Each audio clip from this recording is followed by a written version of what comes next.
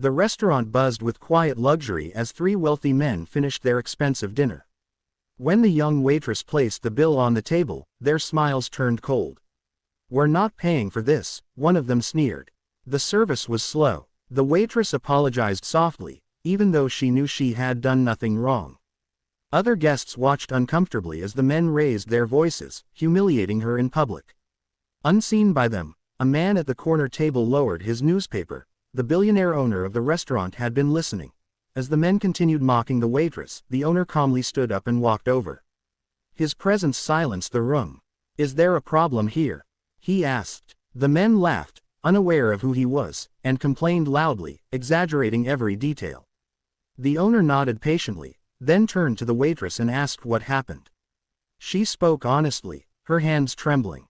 The owner's expression hardened, not with anger, but with resolve. The owner turned back to the men. "Gentlemen, this meal is on the house," he said, then paused. "But you are no longer welcome here." Security escorted them out as shock spread across their faces. The owner handed the waitress a generous tip and told her, "Dignity matters more than money." The restaurant erupted in applause, and the waitress realized that kindness, and true wealth, had just spoken louder than arrogance ever could. The restaurant glowed with polished elegance, soft amber lights reflecting off marble floors, the low hum of classical music floating through the air. Crystal glasses chimed gently as diners leaned into quiet conversations, the kind that belonged to people who never checked prices before ordering. At the center of the room sat three well-dressed men in tailored suits, their table crowded with half-finished plates of premium steak, imported wine, and desserts barely touched. A young waitress approached them with careful steps, holding the leather-bound bill folder with both hands. She wore a practiced smile, the kind learned through long hours and patient endurance. "Whenever you're ready, gentlemen," she said politely, placing the bill on the table. One of the men glanced at it and let out a short, humorless laugh. "This is ridiculous," he said, pushing the folder away with one finger.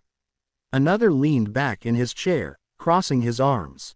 "We're not paying for this," he added flatly. The waitress blinked, confused. "I'm sorry, sir. Is there something wrong with the bill?" "The service," the third man said, smirking. "Too slow. Wine took forever. Steak wasn't hot enough." His tone made it clear he was enjoying this. "I apologize if there was any delay," she replied, her voice steady though her hands trembled slightly. "The kitchen was very busy tonight, but I can ask my manager to." "No need," the first man interrupted, waving her off. "We've decided this meal isn't worth paying for." Their voices grew louder, drawing the attention of nearby tables. Forks paused mid-air. Conversation softened. The waitress felt her face warm as eyes turned toward her. She stood there, exposed, as if the entire room were waiting to see how small she would become. "I did my best to serve you," she said quietly. "If there's an issue, my manager can help." "Oh, listen to her," one man mocked, chuckling. "Probably expects a tip too." A few diners exchanged uncomfortable glances. No one spoke. The waitress swallowed hard, forcing herself not to cry. She thought of the rent due in 3 days, of her mother's medication, of how many tables she'd covered tonight without a break. At a corner table, partially hidden behind a tall indoor plant, an older man slowly folded his newspaper. His suit was simple but impeccably tailored. His eyes, sharp and observant, had missed nothing. He had heard every word, the laughter, the cruelty, the deliberate humiliation. He watched the waitress straighten her shoulders, still standing there, still trying to be professional despite the sting in her eyes. Something shifted in his expression. He placed the newspaper down, rose calmly from his chair, and began walking toward their table. The room seemed to hold its breath, unaware that the man approaching was not just another guest, but the billionaire owner of the restaurant itself. The footsteps approaching the table were calm, unhurried, yet somehow heavy enough to cut through the low murmur of the restaurant. The three men were still laughing among themselves, unaware of the presence now standing just beside them. The waitress noticed first. She glanced up, startled, as a tall, composed man in a charcoal suit stopped at the edge of the table. "Is there a problem here?" he asked. His voice wasn't loud, but it carried, clear, steady, and impossible to ignore. The laughter died instantly. Nearby diners turned in their seats, curiosity flickering across their faces. One of the men looked up slowly, annoyance flashing in his eyes. "And who are you supposed to be?" he asked, his tone dismissive. The man offered a faint, polite smile. "Just someone who doesn't like raised voices during dinner." The men exchanged glances, then one of them scoffed. "Well, then you picked the wrong table. This young lady gave us terrible service. We're not paying for food that arrived late and cold." The owner nodded, listening carefully, his hands folded loosely in front of him. "I see," he said. "Could you explain exactly what went wrong?" Encouraged, the men grew bolder.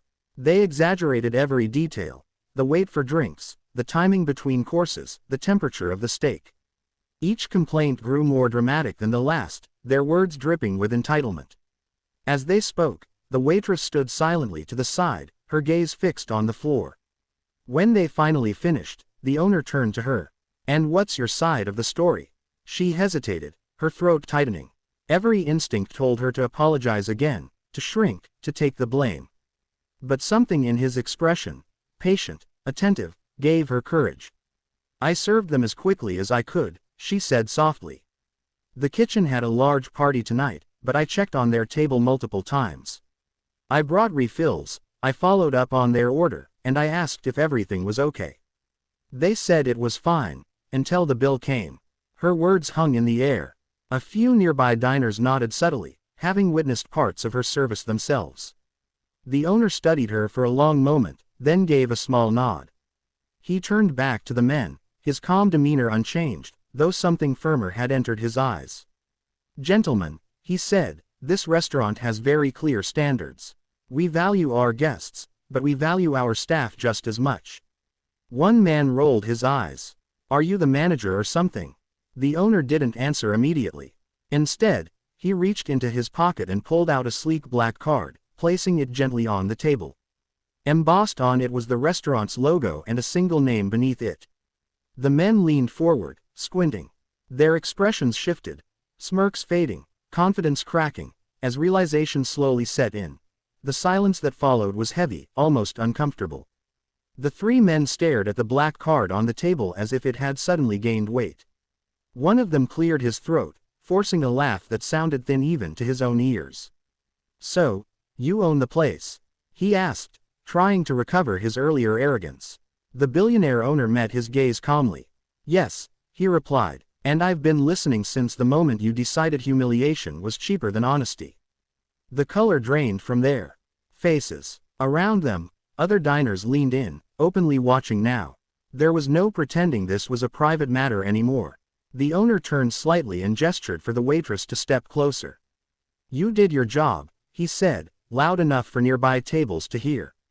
"You did it with patience and professionalism. You owe no one an apology." Her eyes widened. For a second, she forgot how to breathe. No manager had ever spoken to her like that before, certainly not in front of customers. He then faced the men again. "As for you," he continued, his voice still measured, "you had a choice tonight. You could have spoken respectfully, asked for help, or even left dissatisfied. Instead, you chose to belittle someone who couldn't fight back." One of the men shifted in his seat. "Look, maybe we overreacted. We can just pay and forget about it." The owner shook his head slowly. "No, money doesn't erase behavior. It only reveals it." He signaled discreetly, and two security staff members appeared from the edge of the dining room. The men stiffened. "Your meal will not be charged," the owner said, "but you will not be dining here again. This restaurant is built on respect, something you clearly don't value." Murmurs rippled through the room as security escorted the men toward the exit. Their expensive suits and forced dignity couldn't hide their embarrassment. Conversations resumed only after the doors closed behind them. The owner turned back to the waitress. He took the bill folder, slipped several large notes inside, and handed it to her. "This is your tip," he said. "And tomorrow, speak to my office. I'd like to discuss your future here." Her hands trembled as she accepted it. "Thank you, sir," she whispered, tears finally spilling over. He offered a gentle smile. "Never let anyone convince you that your dignity has a price." Applause began softly, one table, then another, until the entire room joined in. The waitress looked around, overwhelmed, as strangers smiled at her with quiet approval. As the owner returned to his table, the restaurant felt different. Warmer, fairer, and the waitress knew that no matter how hard life became, she would always remember this night, the moment true wealth spoke, not through money, but through humanity.